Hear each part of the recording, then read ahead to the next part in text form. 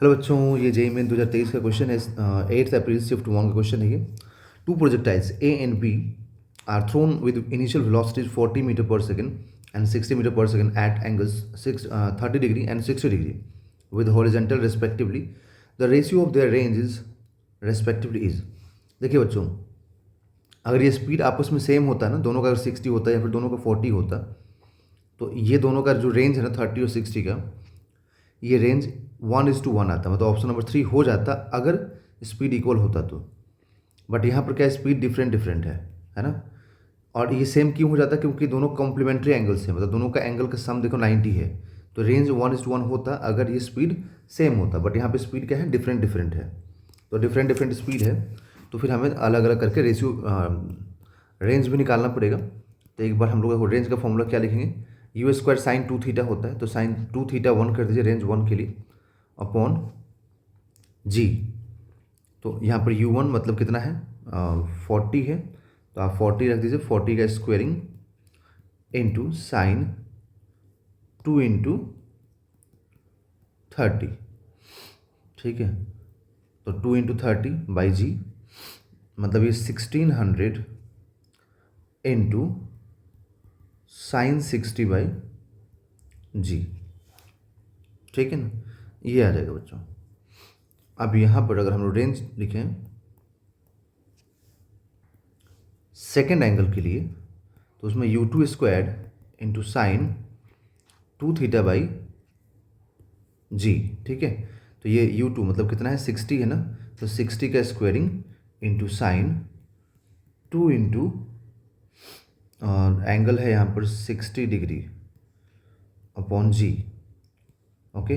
तो यहाँ से आ जाएगा 3600 इंटू साइन 120 बाई जी। अब देखो ये साइन 120 और साइन 60 इन दोनों का जो वैल्यू है ना वो सेम होता है।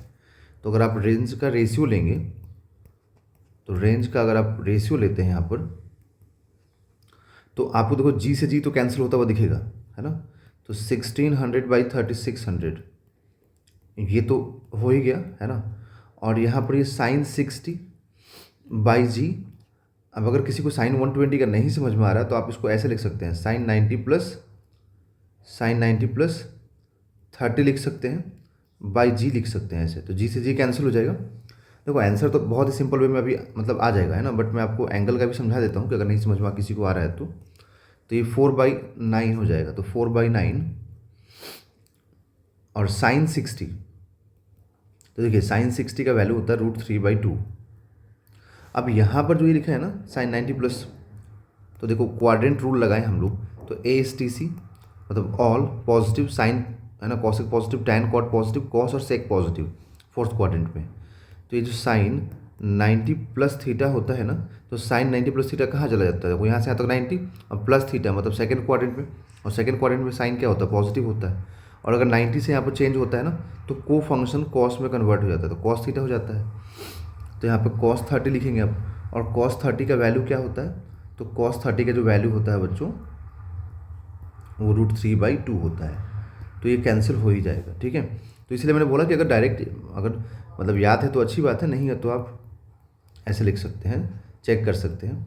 बट मैं आपको एक चीज़ यहाँ पर समझा दूँ कि अगर ऐसे कॉम्प्लीमेंट्री एंगल्स हो ना, अगर ऐसे कॉम्प्लीमेंट्री एंगल्स दिए हों आपको इस टाइप से, मतलब दोनों का एंगल का सम अगर 90 हो, तो सीधे सीधे आप स्पीड का रेशियो ले लिया कीजिए, एंगल्स का छोड़ दो, क्योंकि एंगल्स हमेशा जब भी रेशियो लोगे ना, तो एंगल्स का रेशियो इसका और इसका हमेशा 1 ही आएगा, ठीक है। और जी तो कैंसिल हो ही जाएगा, तो सीधे स्पीड का रेशियो ले लो, तो आंसर मैच हो जाता है, ठीक है। तो ये आंसर हो जाएगा 4/9, that is option number 4 is a right answer.